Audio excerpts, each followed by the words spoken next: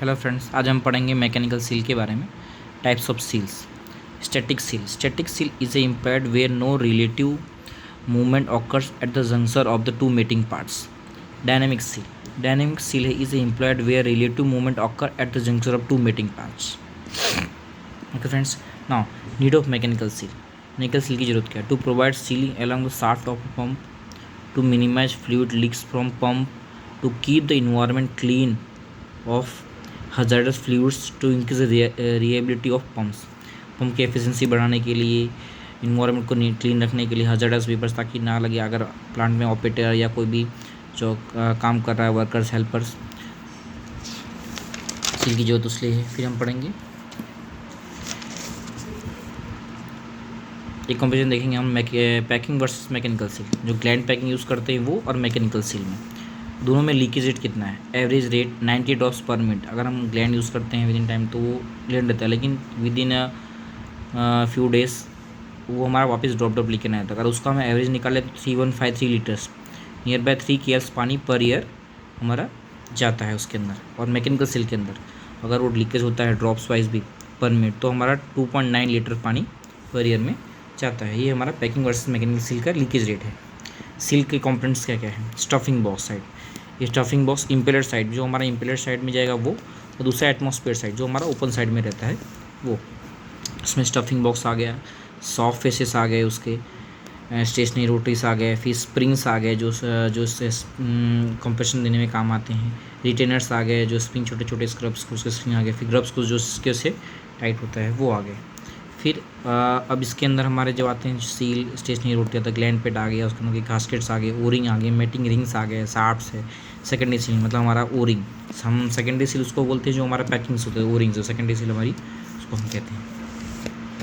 हाँ, piping plans of mechanical seal. API has stabilized standardized piping plans for the seals that provide industry guidelines for various seal arrangement, fluids and control equipments के लिए। एक API है American petroleum institutes ने एक standard stabilise किया है piping plans, तो हम उसके बारे में बाद में डिस्कशन करेंगे। 51, 52, 53, 53 ABC से प्लान्स होते हैं, उसके बेसिस पे पाइपिंग प्लान्स यूज़ करते हैं। Solution of the right piping plants and fluid numerates the clean clued and lubrication efficient that remove the heat from the environmental safety, leakage and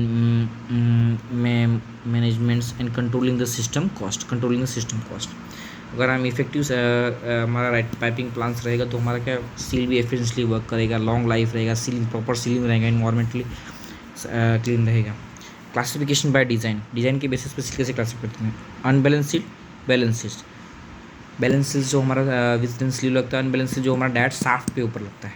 single spring, multi spring, pusher type, non pusher type, O-ring, wagering, veering हमारा pusher type में आता है, और non pusher type में बेलो type जो हमारा direct most of scrubbers के pumps में यूज़ होते हैं। डायरेक्ट जाली ब्रेक वाला हमने पीछे से टेंशन दे दिया, वो होता है हमारा बेलो टाइप का। इलास्टोमर टाइप भी उसमें ही काउंट होते हैं। स्प्लिट मतलब 2 पीसेस में हम सील यूज़ करते हैं, जिसमें हमको कुछ भी डिसमेंटल करने की ज़रूरत नहीं है। बहुत महंगी सील्स होती हैं split seal. Classification by arrangement, single और मल्टी।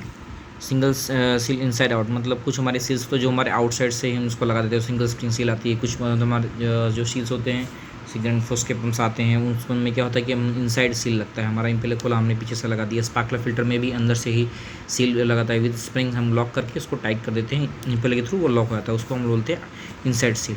आउटसाइड से जो हम नॉर्मल से यूज़ करते हैं आउटसाइड होगा।